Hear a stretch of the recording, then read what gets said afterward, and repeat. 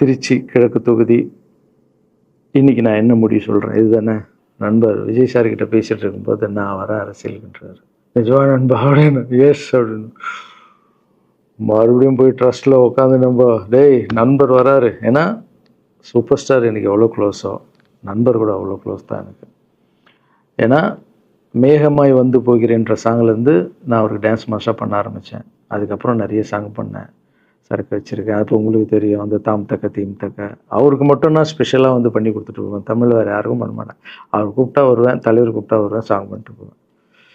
அவர் வரணும் போது எஸ், ஏன்னா அவர் ஒரு முடிவு எடுக்க மாட்டார், எடுத்தாருன்னா அவர் நல்ல உழைப்பார், நல்ல உழைப்பாளி பண்ணுவார் அப்படின்னு நினச்சி மறுபடியும் போய் ட்ரஸ்ட் ஆளுங்கெல்லாம் பேசுகிறதுக்கு முன்னாடி ஐயோ அம்மா இருக்காங்களே பிடிக்காத ஃபஸ்ட்டு அங்கே கரெக்ட் பண்ணணும்ல. அங்கே போனேன். அம்மா நண்பர் அரசியலுக்கு வராருமா. என்னம்மா அப்போ தான் ஓகே, இப்போ எல்லாம் மாறி இருக்கு போகலாம்மா. நீ ஃபஸ்ட்டு அவர்கிட்ட ஒரு அப்பாயின்மெண்ட் வாங்க, நான் உன்னை கூப்பிட்டு போகிறேன் அப்படின்னா.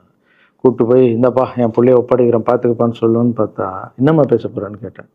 நீ அரசியலுக்கு வராத தம்பி, இது ஒரு சாக்கடை, நீ அரசியலுக்கு வராத, நீ ரொம்ப சைலண்டான ஆள், உனக்கு இதெல்லாம் செட் ஆகாது.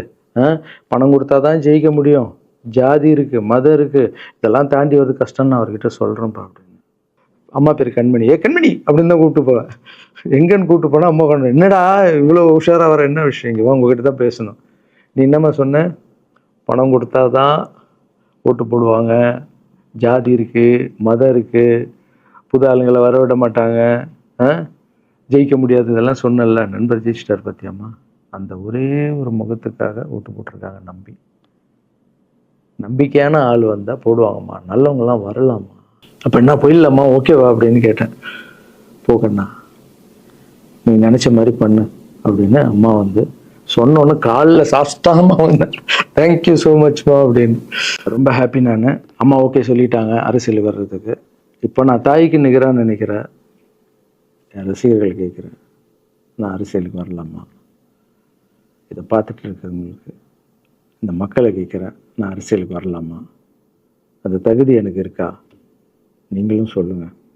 இந்த வீடியோ பார்த்துட்டு இருக்கவங்க கமெண்ட்ஸ் போடுங்க.